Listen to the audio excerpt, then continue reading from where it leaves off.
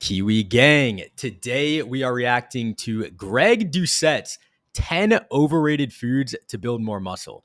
Now, if you've ever seen this guy's content, he kind of has this fixation on calories and macros, and he has a tendency to kind of overlook the more important aspects of nutrition, such as micronutrients. So I'm very excited to see what he's got here. Let's check it out. Coach Greg, in today's video, I'm going over the top 10 foods that you need to avoid in order to build muscle.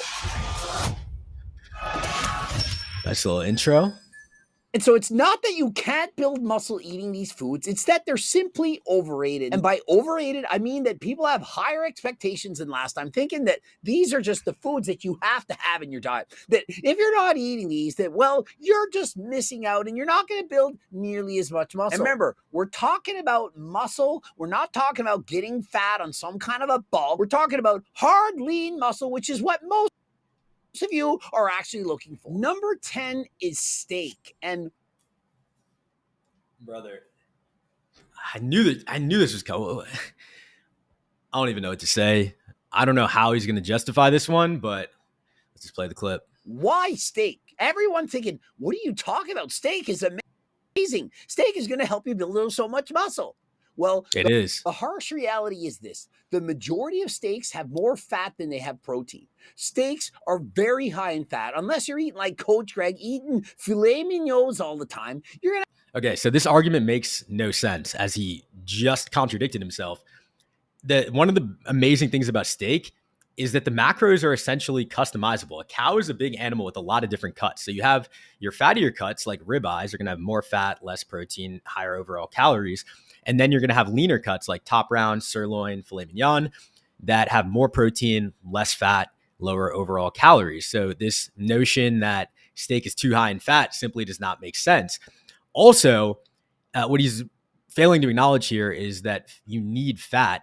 And even whether you're trying to gain weight or lose weight, fat slows down your digestion of food and promotes satiety. It promotes feelings of fullness. So I really don't know where he's going with this.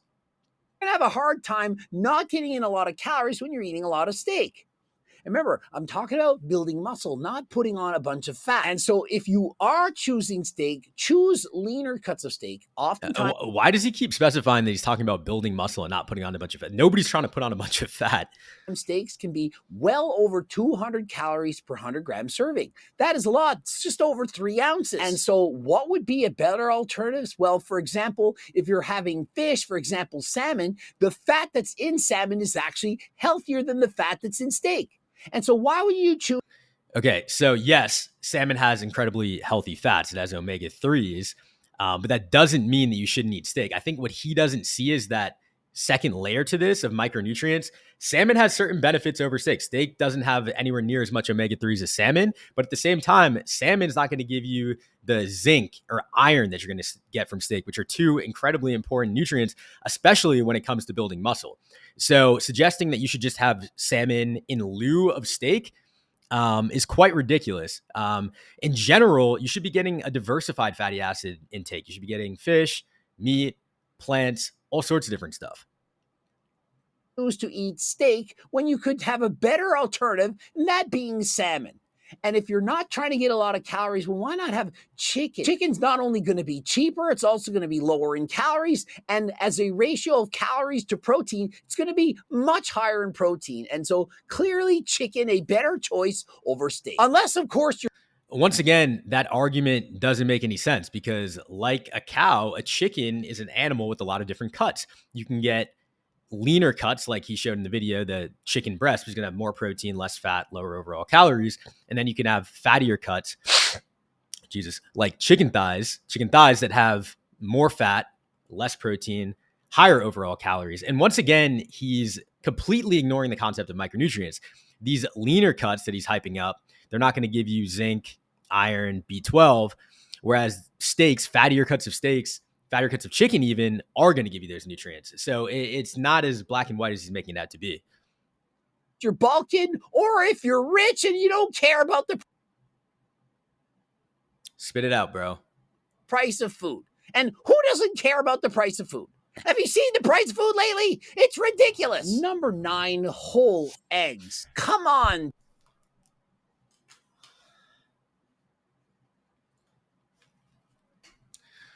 Brother, I don't know what I don't know if this dude's clip farming, if he's rage baiting, if he's just, this is nuts. Eggs are arguably the best food for building muscle. I don't know what this dude's about to say to try to say otherwise, but let's just play the clip. People, you know that there's protein in the white, right? An average size egg has 4 grams of protein and only 16 calories. An average size egg, 75 calories, and perhaps 6 or 7 grams of protein. The way he looks at food just based on calories is so problematic. Like, calories are just a unit of measurement of how much food you're eating. It's what's in those calories that matters. So just something having more calories, those extra calories contain nutrients that are going to help you build muscle, that are going to help you lose weight. Protein. And so, yeah, there's more protein in the whole egg. But imagine instead of that one whole egg for 75 calories, 7 grams of protein, you had 4 egg whites for about 65 calories and 16 grams of protein. You've just consumed 10 calories left and over doubled your protein. Who do you think is building more muscle? The person who's eating the whole eggs is going to be building more muscle, hands down. Because what he's ignoring here is the muscle building nutrients that are in the whole eggs. The person who had 1 whole egg or the person had 4 egg whites. And so I'm not saying not to eat whole eggs, but they are clearly overrated. And so what? They're not overrated at all. And what this guy fails to understand is this. Whole eggs give you significant amounts of B2, B5, B12, choline, biotin, vitamin A, vitamin D, vitamin E, iron, phosphorus, selenium. That's 11 different nutrients. They give you healthy fats and they give you extremely bioavailable protein.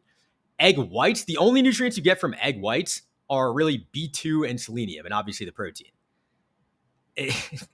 It's night and day.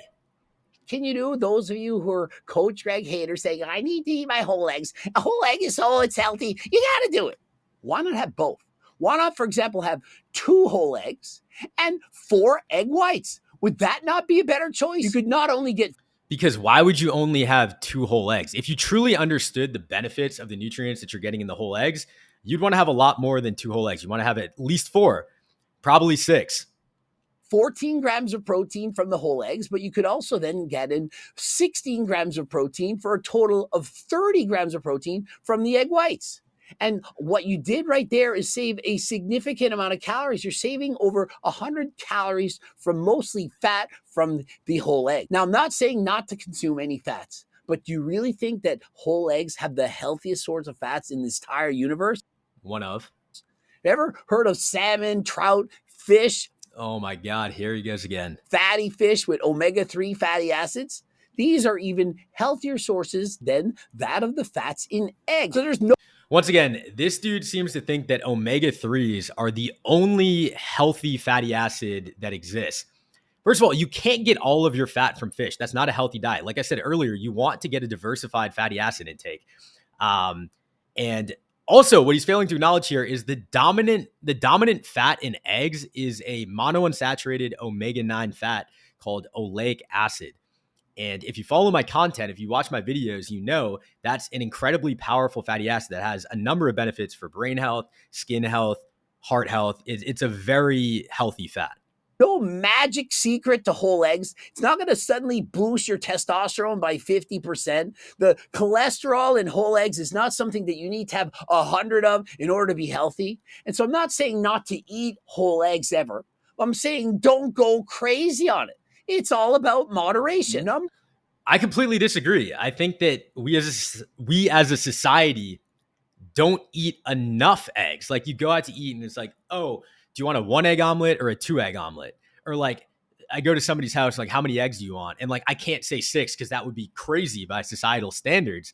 Like, there's 6 eggs. That's only people. When I say I have 6 eggs, people are like, that's so many. Wow. How do you eat all that? Dude, it's like a little over 400 calories. It's really not that much food. It's not that much caloric volume, and you're getting so many nutrients. And just in general, I think this whole entire anti-fat attitude is extremely problematic, because whether you're trying to gain weight or lose weight, you need fat. If you're trying to lose weight and you're not eating fat, you're going to feel really bad. Your hormones are going to be messed up. Your brain's not going to function well. We want fat. We like fat. Let's see. Honestly, at this point, I've heard enough. Make sure to hit that subscribe button. Thanks for joining me, guys. See you soon.